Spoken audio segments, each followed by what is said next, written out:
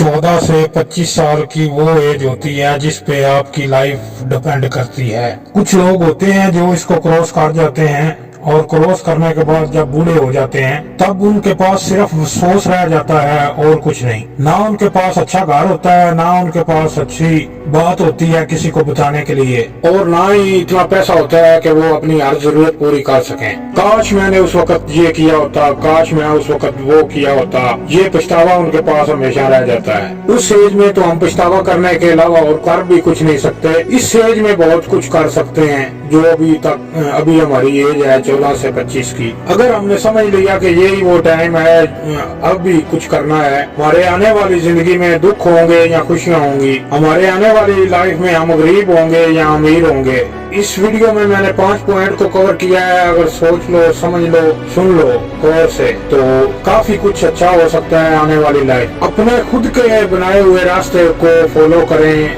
ना कि दूसरों के। ये जो एज होती है 14 से 25 की, ये गोल्डन टाइम होता है। इसी एज में हम बड़े बड़े डिसीजन ले सकते हैं, बड़े बड़े फैसले ले सकते हैं, अपनी मंजिल बनाते हैं, अपनी मंजिल सेट करते हैं। इस दुनिया में आपको हजारों लोग मिलेंगे, इस दुनिया में आपको हजारों लोग मिलेंगे जो आपको सलाह देंगे। 2-3 लोग ऐसे मिलेंगे जो आपके साथ चलने के लिए तैयार खड़े होंगे, आपका साथ देने के लिए हमेशा खड़े होंगे। मैं ये नहीं कह रहा कि जो सलाह देता है उसकी सलाह नहीं सुननी है, उस पर गौर नहीं करना है। जो भी सलाह देता है, जो भी बात बताता है, उसकी बात गौर से सुननी है। सुनो सबकी, करो दिल की।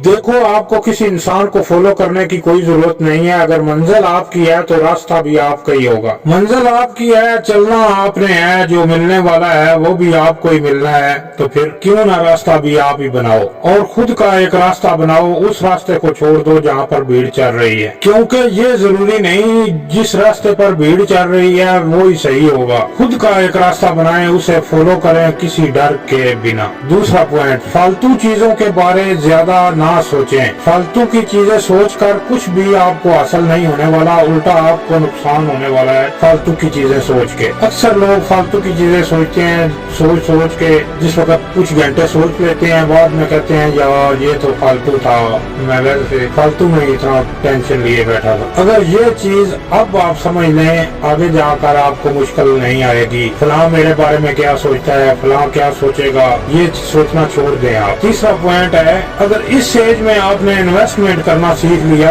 आप यही एज है जिसमें आप रिस्क ले सकते हो। आगे चलकर रिस्क लेने में भी रिस्क है। आगे जाके पूरी फैमिली की जिम्मेदारी आप पर आने वाली है। उस टाइम पे आपको डर रहेगा कि रिस्क लूं या ना लूं। उस टाइम में आपको डर रहेगा कि रिस्क लूं या ना लूं। ज्यादातर लोग अपनी फैमिली के बारे में सोच कर रिस्क नहीं लेते, लेकिन आपके पास मौका है। रिस्क लो, ऐसा करो कि दुनिया दीवानी हो जाए। अगर आप रिस्क नहीं ले रहे तो फिर हर चीज का रिस्क ले रहे हैं आप। अगर आपने अपनी पहचान बनानी है, अलग लेवल पर जाना है, अलग मंजिलों को चुना है, तो रिस्क तो लेना पड़ेगा।